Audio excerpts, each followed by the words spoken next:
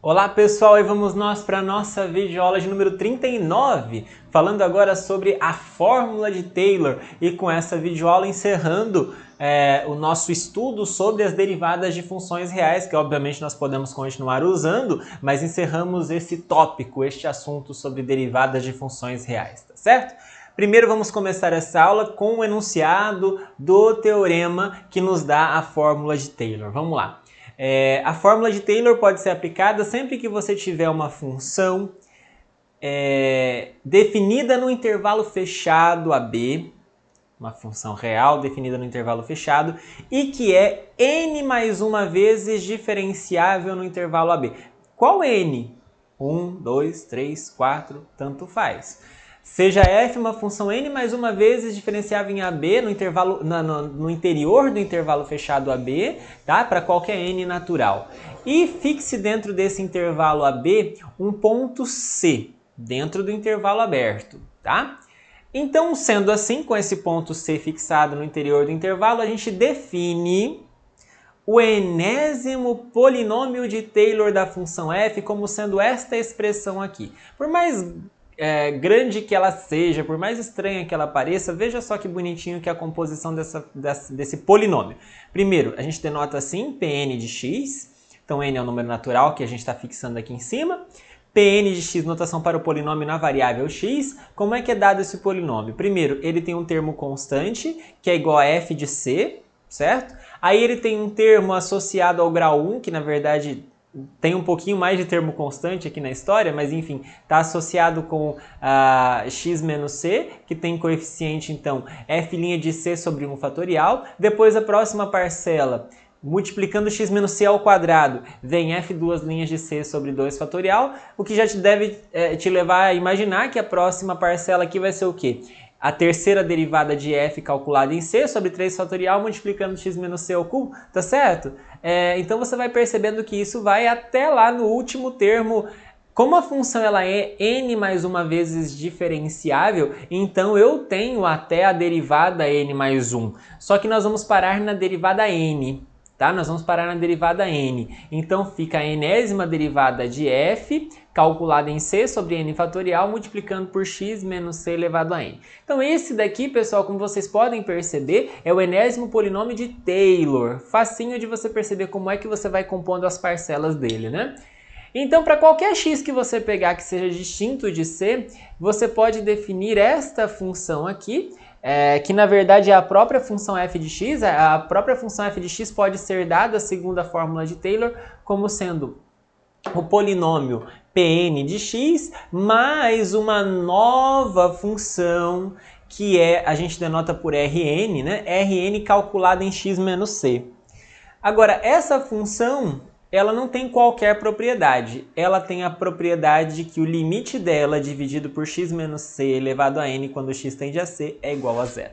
Então vejam, o que nos diz a fórmula de Taylor? A fórmula de Taylor nos diz que a função f pode ser escrita como um polinômio mais uma nova função, calculada em x menos c. Essa função tem a propriedade que o limite dela, quando você divide por x menos c elevado a n, faz o x tender a c, isso aqui dá zero. Ou seja, quando a gente olha para isso aqui e a gente interpreta esse limite, nós entendemos o seguinte, olha, se esse limite zerou, é porque a função Rn de x menos c foi a zero mais rápido que x menos c elevado a n. Quer dizer, isso aqui se anula mais rápido que este polinômio aqui de baixo. O que mostra, então, a agilidade, inclusive, desta função tender a zero, chegar a zero. Ou seja, isso tem uma interpretação que é o seguinte: a função f pode ser aproximada por um polinômio. Nós podemos dizer, de alguma forma, que a função f ela é aproximadamente igual ao polinômio Pn de x, principalmente quando eu estou próximo do ponto C. Quanto mais próximo do ponto C eu estiver, mais próximo essa função está deste polinômio. Eu posso aproximar uma função por um polinômio.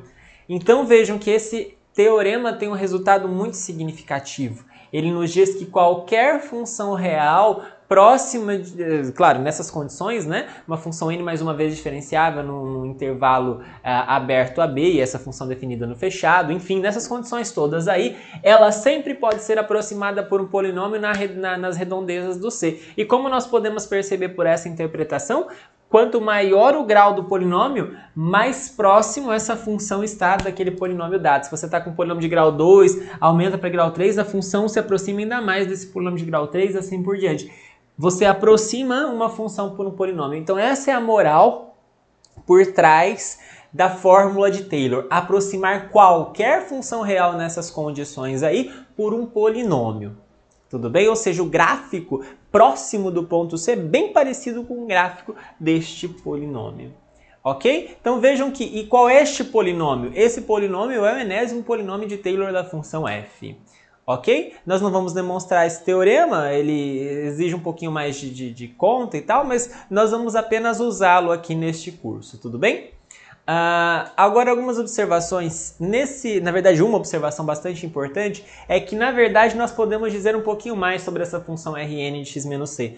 É possível mostrar que na verdade existe um número θ entre x e c, então vejam que x está se aproximando do c, então x está muito perto do c. Né? Então se você pegar um θ ali entre x e c, existe na verdade um θ, existe, não é qualquer, existe um θ entre x e c que faz com que f, a derivada n mais 1 de f calculada neste θ dividido por n mais 1 fatorial vezes x menos c elevado a n mais 1 é exatamente esta função Rn de x menos c. Lembra que essa expressão aqui, uma expressão como essa expressão aqui, é exatamente o que aparece, o que vai aparecendo nas parcelas do enésimo polinômio de Taylor, só que aí não aparece até o n mais 1, aparece todos os k's com k menor ou igual a n aqui, né? Só que vejam que lá na expressão do polinômio de Taylor não aparece θ, aparece c.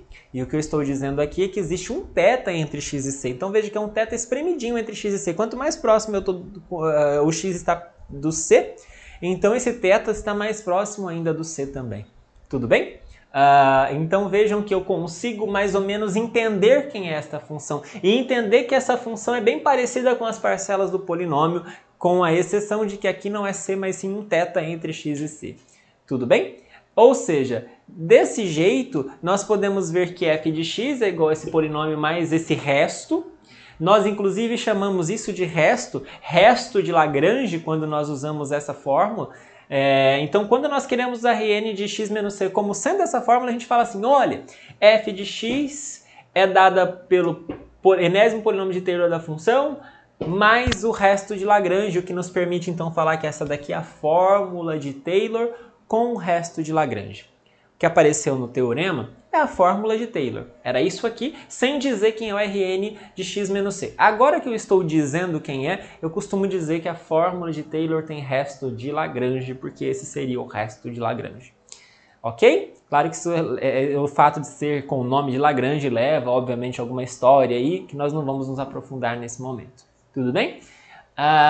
Bom, e aí, só para a gente exemplificar como é que isso é importante, como é que isso pode nos dar boas vantagens, boas implicações, tem um teorema aqui bastante bacana que nós vamos demonstrar utilizando o teorema da fórmula de Taylor, que é o seguinte: se você tiver de novo uma função f naquelas condições da fórmula de Taylor, ou seja, uma função definida no intervalo fechado AB e diferenciável n vezes no seu interior, então, como a gente tinha feito antes, né? E aí você pega um ponto C nesse interior.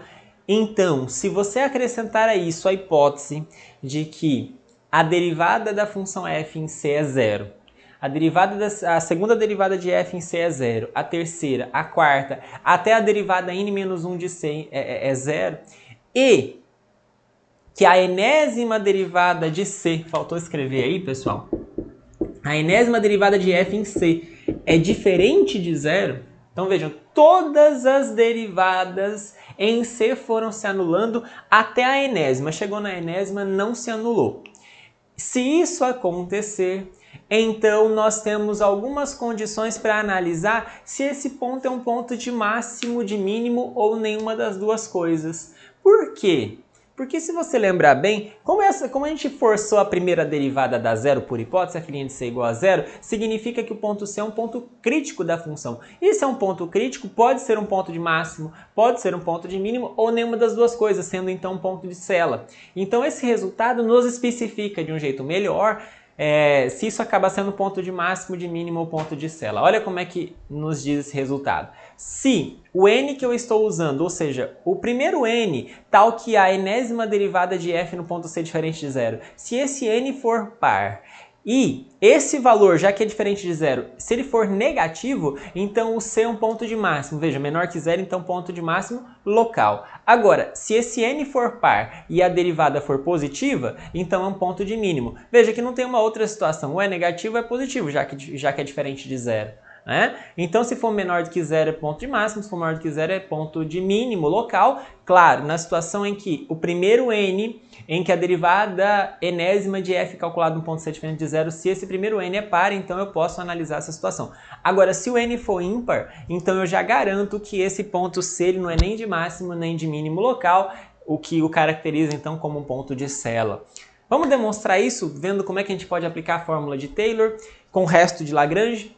Segundo a fórmula de Taylor, que é o teorema que nós enunciamos nessa aula, existe um número θ entre, na verdade, qualquer x próximo do C e o ponto C, qualquer x tendendo a C e o ponto C, de modo que a função f de x ela pode ser aproximada pelo polinômio Pn de x, ou seja, f de x é igual a Pn de x mais Rn, em que Rn é exatamente o resto de Lagrange, ou seja, f de x é f de c, mas lembra o que aparecia? Eu meio que parece que esqueci aqui, né? Mas aparecia mais gente aqui nessa expressão do Pn de x. O que aparecia mesmo no Pn de x? Parecia assim, deixa eu lembrar vocês rapidinho aqui. F de c, aí depois aparecia assim, f' de c dividido por 1 fatorial x menos c, elevado a 1. Depois aparecia agora a parte 2, f duas linhas de c sobre 2 fatorial, x menos c ao quadrado e seguia o jogo. Até a enésima, e aí na enésima mais 1 eu já tenho então o resto de Lagrange. Acontece que f' de c por hipótese é zero, f duas linhas de c por hipótese é zero. Então todas essas parcelas vão se anulando antes da enésima derivada. Essa não, mas até a enésima derivada todo mundo se anula. Por isso que eu meio que esqueci todo mundo. Não é que eu esqueci, é que era tudo zero, então se anulou, sumiu daqui. O que nos mostra que a função f de x, portanto, é este polinômio, mas que na verdade é apenas o primeiro termo e o último. O último que é fn de c sobre n fatorial, vai ficar apertadinho aqui, né? Mas x menos c elevado a n. Então todos os termos aqui sumiram, sobrou só o primeiro e o último. E claro, o resto de Lagrange. Então ficou o primeiro termo, f de c, o último, que é fn de c sobre n fatorial x menos c elevado a n, e o resto de Lagrange, que vejam, não é c aqui no cálculo da derivada, mas é o θ que existe. Tudo bem? Então fica com essa expressão agora. Isso significa, então, se você olhar para aquela expressão, você pode colocar o x menos c elevado a n em evidência, e você vai ficar então com f de x igual a f de c, que é esse primeiro termo, mais x menos c elevado a n vezes g de x, em que g de x é aquela parte que sobrou quando você colocou x menos c elevado a n em evidência. Sobrou exatamente isso aqui. Vejam que eu não fiz nada a não ser colocar o x menos c elevado a n nas últimas duas parcelas da expressão f de x que a gente tinha no final do slide anterior. Tudo bem? Agora que nós vamos para a nossa análise.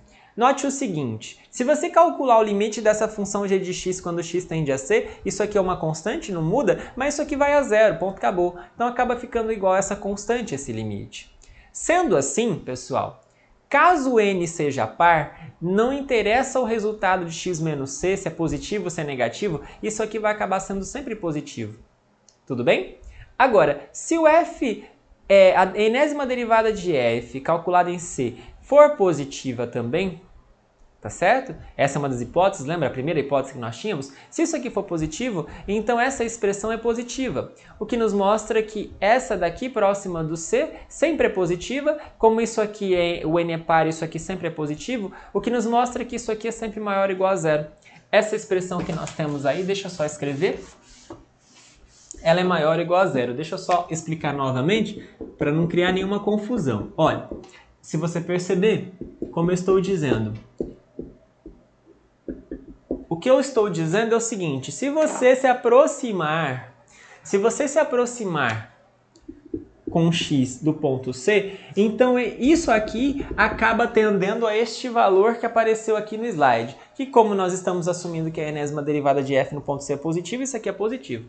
Logo, isso aqui acaba sendo positivo perto de C. Não é que é positivo sempre, mas perto de C acaba sendo suficientemente perto de C, em algum momento isso vai ser sempre positivo.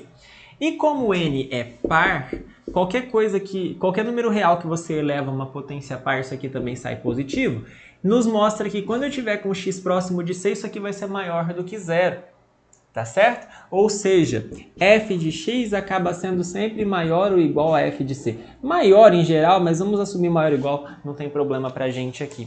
Tudo bem? Então, f de x, segundo essa expressão, é sempre maior ou igual a f de C quando eu estiver com um x suficientemente próximo do C.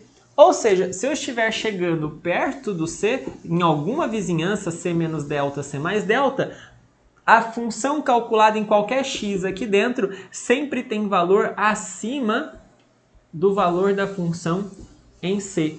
Ou seja, o ponto C é ponto de mínimo local. Claro que se você tiver o n par de novo, para que isso aqui seja positivo, mas se você assumir que a enésima derivada de f no ponto C for negativo, então você vai ter essa expressão negativa, então perto de C esse valor vai ser negativo. E se isso acontecer, isso vai trocar o sinal disso aqui vai ficar menor do que zero. E aí f de x vai ser menor ou igual a f de C. E aí se f de x for menor ou igual a f de C, então eu estou falando que na verdade o C é ponto de máximo local. Então analogamente como nós fizemos aqui, você pode mostrar que no caso da enésima derivada de f em C ser negativa, o ponto C é de máximo local. Bom, mas o que acontece no caso de n ser ímpar? Se o n for ímpar, aí eu vou ter que tomar um pouco mais de cuidado nessa parte. Se o n for ímpar, então eu vou ter que ficar mais atento sobre o que acontece na parcela, ou melhor, no fator aqui x menos c elevado a n. Porque como nós vimos, o g de x vai variar ali dependendo do que for, mas dependendo da derivada enésima de f no ponto C, né, para ser positivo ou negativo, mas isso aqui, quando o n é ímpar, vai ficar trocando de sinal. Se o x menos c for positivo, o x menos c elevado a n também é. Agora, se ele for negativo, o x menos c elevado a n também é. Ok? Então, isso nos mostra que o x menos c elevado a n tem o mesmo sinal do x menos c. O que significa que se eu estiver bem perto do C, esta expressão aqui, ora vai ser positiva, ora vai ser negativa, porque isso aqui suficientemente próximo do ponto C vai dar sempre um valor fixo, não sei se vai ser positivo ou negativo, tanto faz, mas aqui vai ficar alternando. Se eu estiver à direita do C, isso aqui vai ser positivo, se eu estiver à esquerda, isso aqui vai ser negativo, né? Então aí eu vou estar com uma dúvida, ora é positivo, ora é negativo, o que nos mostra, portanto, que esse ponto C não vai ser nem de máximo nem de mínimo, ora ele está para cima, ora está para baixo. Ou seja, acaba sendo um ponto de célula, como a gente queria demonstrar. Tudo bem? Então vejam essa aplicação que bacana. Se você estiver buscando saber se um determinado ponto crítico de uma função é ponto de máximo ou de mínimo, aí segundo esse teorema, que é uma consequência da fórmula de Taylor, você tem um caminho. Você pega as derivadas da função até um momento em que ela deixe de se anular, né? Você vai derivando e aí vai dando zero, até o momento em que ela deixe de se anular. A primeira vez que ela deixou de se anular é o seu n, tá? E aí, feito isso, você consegue, analisando esse valor dessa enésima derivada, se é positivo ou negativo, e vendo se o n é par ou é ímpar, ver se o ponto é de máximo ou de mínimo local, ou mesmo nenhuma das duas coisas sendo então ponto de célula. Por exemplo, só para a gente fechar essa nossa aula, imagine que você tem a função f de x igual a x elevado a n. O monômio x elevado a n. Né? Então, se o n for 1, você tem a função f de x igual a x, depois x quadrado, x ao cubo, assim por diante. Olha só, pessoal, o que acontece se o nosso n for par? Então, eu tenho f de x igual a x elevado a 2 vezes alguma coisa, vamos dizer assim, né? Então, n é um certo 2k. Então, isso aqui é f de x igual a x elevado a 2k. Tudo bem? Pessoal, você pode ir derivando essa função. Bom, eu não vou chamar de 2k, não vou chamar de n, que eu acho que é melhor para derivar.